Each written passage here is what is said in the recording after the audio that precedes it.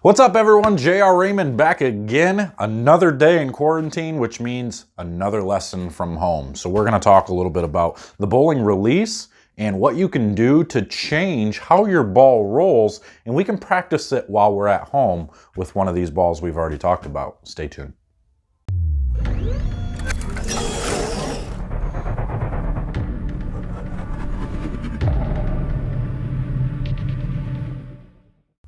All right, so we're going to talk about how we can change our release and try to practice different releases from home so that way when we get back into the bowling center, we're able to pay attention to what our hand is doing and we can play different parts of the lane, because now we'll have some confidence that we can roll the ball in different ways that we're learning today. So when we're talking about the release and the things that we need to change, we're talking about where our hand exits the ball as we let go of it. So if we're going back to what we talked about before with the clock, this would be 12 o'clock with where our thumb and our fingers exit. So our fingers would exit with our thumb going forward straight towards 12 o'clock. For two-handers, you're going to use the crease of your wrist here. Wherever that part faces, that's where your release is. So if it's here, then that's 12 o'clock. If you start getting your hand going more this way, now you're at like 10 o'clock or even 9 o'clock, you can go further over. So if we think about the release that way, now we can go, okay, now our thumb is going to exit this way at about, 10 o'clock there, 9 o'clock this way to really get around the ball, and then so on and so forth. But the new thing, we want to teach something new. And I want to teach you about the index finger.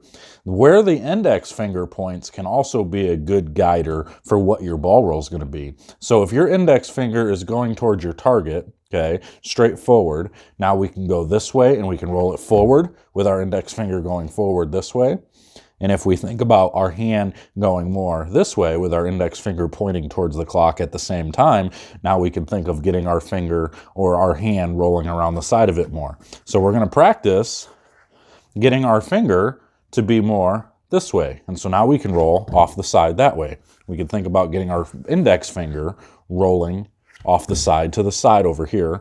And getting a little bit more side roll than what we normally would, okay? So if you're somebody who struggles with getting your hand around the ball, try to really focus on when you rotate with that index finger pointing to the left side of the clock, going this way, okay? So it's gonna go boom, this way. So you're gonna finish this way off your hand, trying to get more side roll. If you're somebody that struggles staying up the back of it, you get too much side roll, really focus on keeping the index finger pointed towards your target a whole lot longer. So it's gonna stay here and just roll straight towards your target. If it stays to your target like this, now you're pointing to your target, now your wrist stays more up the back of the ball and you won't have as many issues.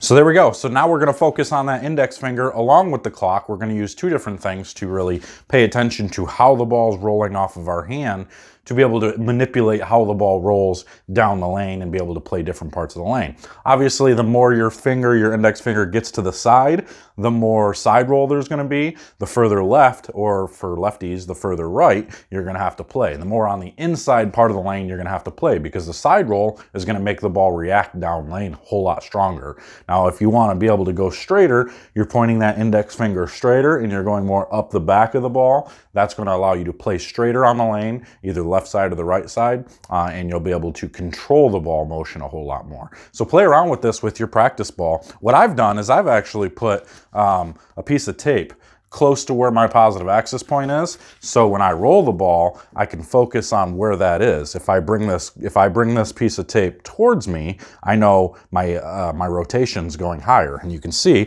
now my finger is coming off to the side. If I bring it back this way, now look, now my index finger is pointing more straight. So watching this piece of tape will actually give me kind of an insight of how my ball is going to roll as well. So that might be something that you can try too. So I hope this helps. Make sure to comment below, like, and share this video for all those people who are stuck in lockdown, who have no ability to practice other than what we're working on here today and over the last couple of days. So that's all I got for you today. Hopefully this helps. Let me know what you think, and I will see you guys probably tonight. Actually, I'll probably be going live a little bit later tonight just to have some bowling chat, just to talk bowling and answer some questions from people. So if you want to jump on that and ask some questions, get on the super chat, do all that good stuff, I would love to have you out there. So until later and until tomorrow, we'll see you guys later. Take care.